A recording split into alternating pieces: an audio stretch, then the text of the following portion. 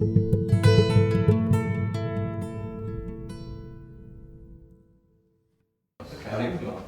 1486. Was ist das, warum existiert das FDJ in der DDR? Die FDJ ist eine Jugendorganisation in der DDR, die die Ziele der Partei, der SED, also praktisch in der Schule an Kinder weitergeben soll. Es wird also angefangen, die Kinder halt mit den Zielen vertraut zu machen und mit der Arbeit der Partei.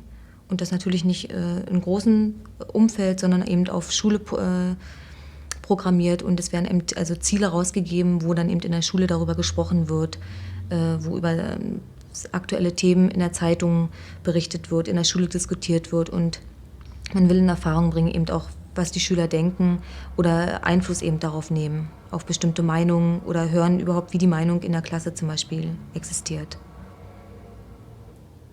Und was ist das, was in dieser Arbeit ist die Rolle der FDJ-Sekretär? Sie haben das gemacht, was ist das?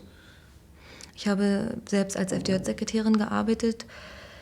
Es ist in der DDR so, dass es in jeder Klasse eine FDJ, also alle Schüler oder die meisten Schüler sind in der FDJ und dann gibt es eine FDJ-Leitung der Klasse, so dass also 3, 4 Schüler der Klasse dann eine Funktion bekommen. Und der FDJ-Sekretär ist sowas Ähnliches wie ein Klassensprecher, der also die Klasse vertritt gegenüber der FDJ-Organisation der Schule und auch eben dem ganz großen Komplexen halt der FDJ. Also es werden also Fragen an die Klasse gestellt oder es werden irgendwelche Zielsetzungen an den FDJ-Sekretär gegeben und ich habe praktisch die Funktion, das an die Schüler weiterzugeben, das zu organisieren, Veranstaltungen zum Beispiel zu organisieren oder Absprache mit den Lehrern zu treffen. Das ist also das, was ich halt machen muss und die Schüler kommen halt eben zu mir als FDJ-Sekretär und sprechen mit mir darüber. Und dann gibt es eben andere, der ist eben Schriftführer oder Agitator, der eben Zeitungen auswertet und eine Wandzeitung vielleicht zusammenstellt mit Zeitungsartikeln und wo eben auch darüber gesprochen wird. Und es gibt also verschiedene Funktionen. Wie viel ist der Schule und die Lehrer von Partei, von der SED kontrolliert?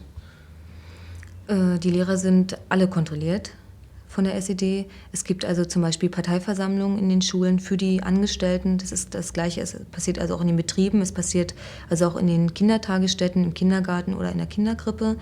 Wenn man nicht Parteimitglied ist, dann muss man nicht an diesen Veranstaltungen teilnehmen. Aber es wird gewünscht, dass man dabei ist, weil bestimmte Ziele in der Arbeit und so weiter eben dort auch besprochen werden.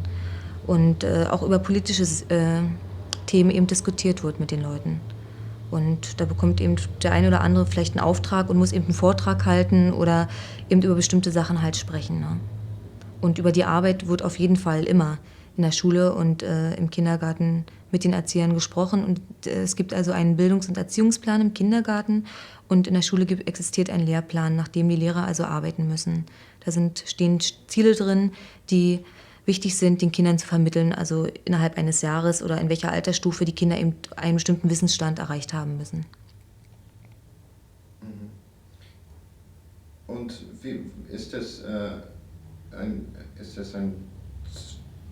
muss man in die Partei gehen, wenn man ein Lehrer oder Lehrerin sein möchte?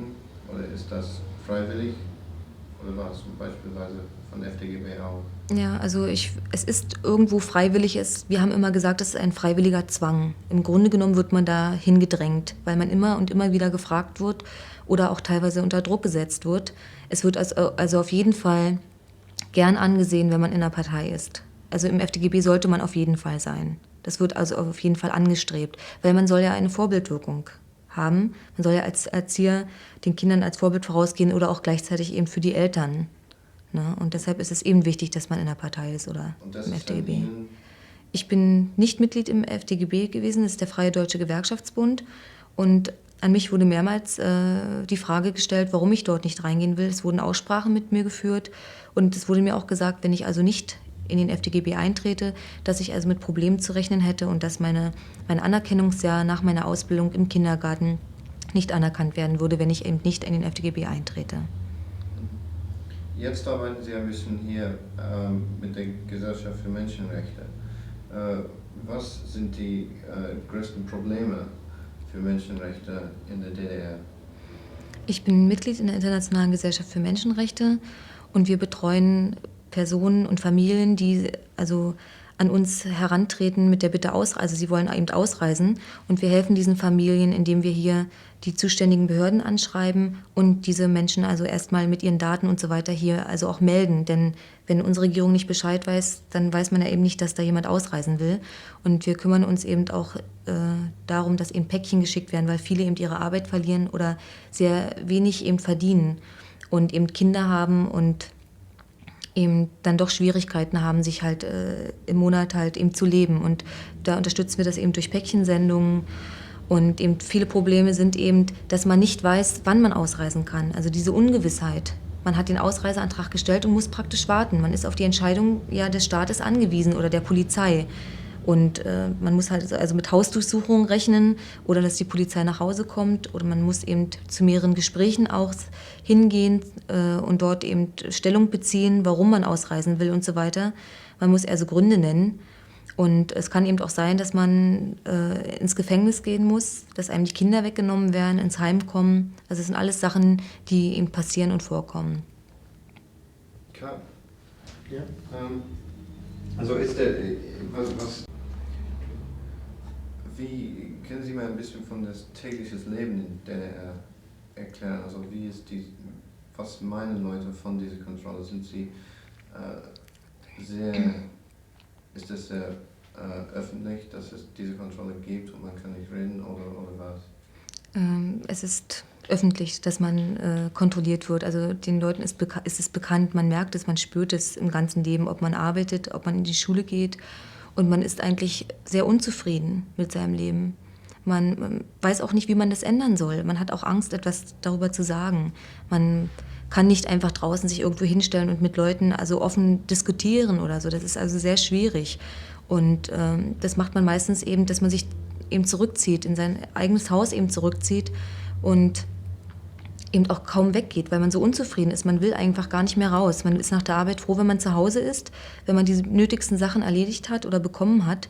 Und weil wenn man rausgeht, also man wird immer wieder damit konfrontiert, man kann auch nirgendwo eigentlich hingehen, weil die Möglichkeiten einfach sehr gering auch gehalten sind. Oder auch sehr spät wegzugehen ist ist fast unmöglich in der DDR. Und um diesen ganzen Stress gar nicht erst auf sich zu nehmen, bleibt man dann lieber zu Hause, ja. Und ja.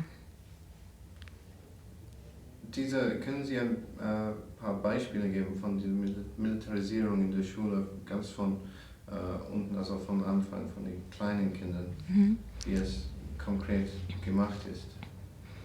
Also die Militarisierung fängt also schon im Kindergarten an. Das heißt eben, dass eben zum Beispiel, wenn Spielsachen in den Kindergarten kommen, auf jeden Fall Panzer und Soldaten immer dabei sind. Es gibt sonst nicht so großes Spielangebot, aber diese Dinge sind auf jeden Fall immer dabei. Es fängt also damit an, dass die Kinder eben Lieder lernen über die Soldaten, Bilder malen, dass man vielleicht auch einen Besuch in der Kaserne macht, Soldaten in den Kindergarten einlädt. Und in der Schule geht das eben weiter, dass man eben mit den Pionieren dann später dann eben auch wieder in eine Kaserne geht, das Wissen, das man praktisch aus dem Kindergarten gewonnen hat, vertieft, wieder neue Lieder lernt, dass in den Schulbüchern eben, es werden Aufgaben gestellt, wo eben zum Beispiel eine Frage gestellt wird, der Panzer schießt eben 30 Meter weit und der andere 50 Meter, wie viel sind es eben zusammen? Dass also die Kinder also eigentlich immer wieder damit konfrontiert werden. Und auch später, wenn man eben seine Ausbildung beginnt und nachher in einem Betrieb arbeitet, auch wieder mit diesen Dingen konfrontiert wird oder auf der Straße eben diese Losungen liest. Und das ganze Leben besteht eigentlich aus diesen Dingen. Und man merkt mittlerweile, es sind schon viele Sachen nicht wahr und man nimmt diese ganzen Dinge auch nicht mehr wahr auf der Straße. Man geht eigentlich daran vorbei. Es ärgert einen manchmal auch. Wer bewusst ist, zumindest bewusst denkt, der geht darüber hinweg und den interessiert es auch nicht mehr. Aber es gibt natürlich auch viele Menschen, die davon überzeugt sind und das ist eben das Gefährliche daran. Ja.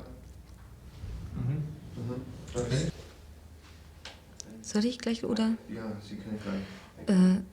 Ich habe meinen Ausreiseantrag am 1. August 1983 gestellt und habe nach einem Monat dann meine Arbeit verloren als Kindergärtnerin und war 2 Monate lang arbeitslos und habe dann aufgrund der Entlassung eine Arbeit in einem Betrieb zugewiesen bekommen und musste dort eben arbeiten als Sachbearbeiterin in einem VEB-Betrieb.